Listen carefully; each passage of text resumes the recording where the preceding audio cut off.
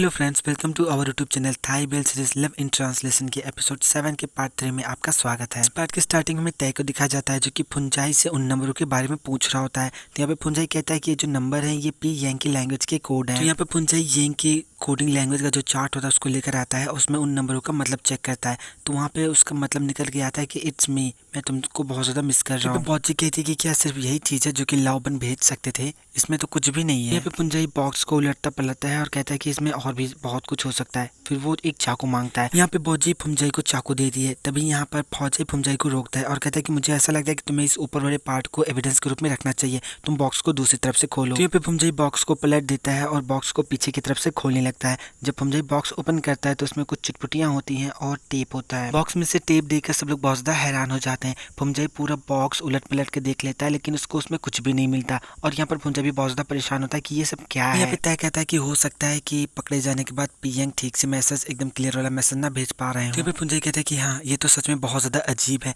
चलो इस पैकेज पे जो एड्रेस लिखा हुआ है वहाँ पर हम पियांग को ढूंढने चलते हैं। चलो हम सब साथ मिलकर पियांग को बचाते हैं। और सब बोलकर जैसे फुंजाई जाने लगता है फौजाई फुंजाई को रोक लेता है और यहाँ पर फुंजाई से कहता है कि क्या तुम्हें ये सब बहुत ज्यादा स्ट्रेंज नहीं लगता है? तुम्हें येंग का एक पैकेज मिलता है जिसमें येंग ने आई मिस यू लिखा होता है, लेकिन क्यों? क्या वो ये लिख के नहीं भेज सकता था जैसे कि हेल्प मी या सेव मी? तो यहाँ पर फुंजाई कहता है कि अगर उसे हमारी मदद की जरूरत नहीं होती तो वो भला इस तरीके से पैकेज मुझे क्यों भेजेगा? तो यहाँ पर फौजाई कहता है कि हो सकता है कि शायद वो तुम्हें बस इतना बताना चाहता हो कि वो ठीक है, नहीं तो तुम उसे लेकर इतना ज्यादा परेशान हो जाओगे कि ना तो तुम ठीक से खाओगे और ना ही सोओगे। यहाँ पे फुंजाई कहता है कि पी, तो आप क्या चाहते हैं कि मैं कुछ भी ना करूँ? क्या मैं कुछ भी नहीं कर सकता? तो यहाँ पे फौजाई फुंजाई को शांत करता है और उससे कहता है कि कैसा रहेगा अगर हम बाद में वापस उसे कुछ भेजें और ये जानने की कोशिश करें कि क्या उसको सच में हमारी मदद की जरूरत है। यहाँ पे फुंजाई कहता है कि क्या होगा अगर पी यांग तक वो कोड नहीं पहुंचा तो? क्या होगा अगर हमने उनकी मदद नहीं की और उन्हें कुछ हो गया तो? उसके बाद क्या होगा? हम क्या करेंगे बताइए? फौजाई कहता है कि फुंजाई अभी सबसे ज्यादा जरूरी जो है वो है तुम्हारी सुरक्षा, तुम्हारी सेफ्टी, और मैं जानता हूँ कि अगर यांग भी मेरी जगह होता तो वो भी यही करता। नेक्स्ट सीन में टैग को दिखा जाता है जो कि अपने लैपटॉप में पैकेज से कंपनी का एड्रेस ढूंढ लेता है।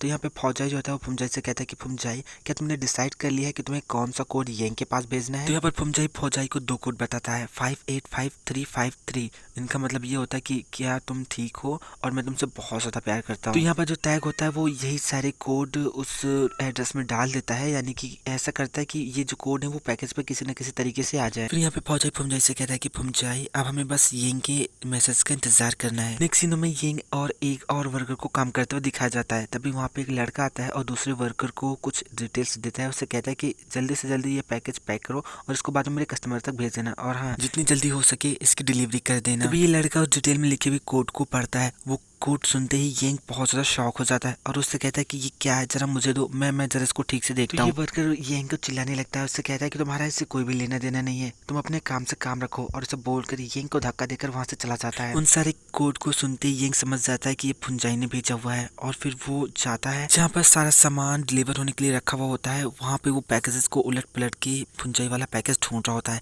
कि वो पैकेज कहाँ गया जिसको फुंजाई डिलीवर, जो मतलब फुंजाई तक डिलीवर होने वाला है। तभी येंग को वो पैकेज मिल जाता है तो येंग मार्कर से उस पर एक और कोड लिख देता है और उसको वापस उसकी जगह पे रख देता है। नेक्स्ट सीन में ये पैकेज फुंजाई तक पहुंचा हुआ दिखाया जाता है। तो यहाँ पे फुंजाई कहता है कि पी देखिए, पी यांग ने सच में ये पैकेज वापस भेजा है। तो यहाँ पर ये लोग कोड मैच करते हैं, कोड ढूंढते हैं, तो कोड का मतलब ये होता है कि प्लीज यहाँ पर मत आना। तो यहाँ पे फुंजाई कहता है कि लेकिन हम पी यांग को अकेला नहीं छोड़ सकते। यहाँ पे फौजाई कहता है कि फुंजाई, मैं जानता हूँ कि तुम उसे बचाना चाहते हो, तुम इसलिए अगर बहुत ज्यादा वरीड हो, लेकिन अगर वो ऐसा कह रहा है तो इसका मतलब ये है कि वो नहीं चाहता कि तुम उसे बचाने आओ। तभी अचानक से स्टोर पे बहुत सारे कस्टमर आ जाते हैं। तो सब लोग कस्टमर को हैंडल करने चले जाते हैं। सब लोगों के जाते ही फुंजाई जो था वो पैकेज से एड्रेस को ऐसे मतलब मोबाइल से क्लिक करके फोटो खींच लेता है। नेक्स्ट सीन में दिखाया जाता है कि फुंजाई एड्रेस ढूंढते ढूंढते उस फैक्ट्री तक पहुंच जाता है और जब वो देखता है कि दरवाजा खुला हुआ है तो फैक्ट्री के अंदर आने की कोशिश करता है। तभी वहाँ पर एक गुंडा आ जाता है। गुंडे को देखते ही फुंजाई जो था बात करने की एक्टिंग करता है और बात करने की एक्टिंग करते हुए उस जगह से बाहर निकल जाता है। तो गुंडा जो होता है गेट को लॉक कर देता है। नेक्स्ट सीन में फुंजाई को दिखाया जाता है जो कि सबसे छिपते छिपाते